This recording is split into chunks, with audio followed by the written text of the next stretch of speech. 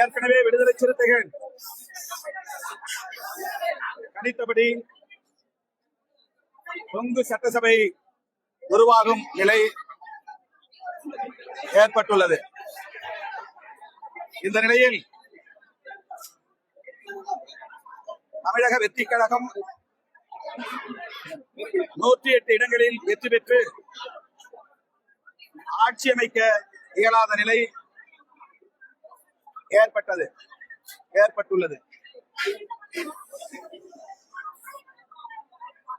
தமிழ்நாட்டில் இந்த அரசியல் நெருக்கடியை பயன்படுத்தி குடியரசுத் தலைவர் ஆட்சி நடைமுறைக்கு வந்துவிடக் கூடாது, அதை தடுக்க வேண்டும் என்கிற அடிப்படையிலும் 108 இடங்களில் வெற்றி பெற்றும் ஆட்சி அமைக்க முடியாமல் ஒரு சிக்கலில் தவேக திணறிக் கொண்டிருக்கிற நிலையில் அவர்கள் ஆட்சி அமைப்பதற்கு விடுதலை சிறுத்தைகள் ஆதரவளிக்க வேண்டும் என்கிற அடிப்படையிலும் இந்த ஆதரவு நிலைப்பாட்டை நாங்கள் எடுத்திருக்கிறோம். அதாவது 2 காரணங்கள். தவேக தலைவர் விஜய் ஆட்சி அமைப்பதற்கு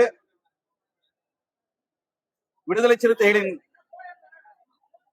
நிலைப்பாடு தடையாக இருந்துவிடக் கூடாது என்பதும், குடியரசுத் தலைவர் ஆட்சி முறை நடைமுறைக்கு வந்துவிடக் கூடாது என்பதும் நாங்கள் விவாதத்தின் முடிவில் எடுக்கப்பட்ட நிலைப்பாடாகும்.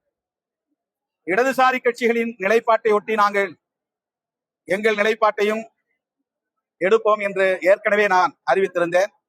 அதன் அடிப்படையில் விடுதலை சிறுத்தைகள் கட்சியும் ஆட்சி அமைப்பதற்கு மட்டும் எங்கள் ஆதரவை நல்கியிருக்கிறோம்.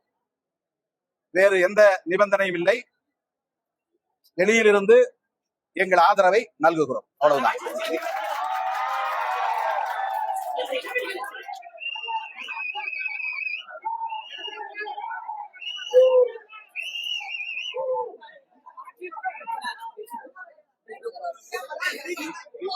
இன்றைய நிலை வரையில் நாங்கள் ஒரே விஷயத்தில் மட்டும்தான் கவனம் செலுத்தியிருக்கிறோம். எங்களால் விஜய் ஆட்சி அமைக்க முடியாமல் போனது என்கிற நிலை ஏற்பட்டுவிடக் கூடாது. எங்களால் தமிழ்நாட்டில் குடியரசுத் தலைவர் ஆட்சி அமலுக்கு வந்துவிடக் கூடாது. இதன் அடிப்படையில் வெளியில் நின்று எங்கள் ஆதரவை நல்குவது ஆட்சி அமைப்பதற்கு உறுதுணையாக இருப்பது என்கிற அளவில் இந்த முடிவை நாங்கள் எடுத்திருக்கிறோம்.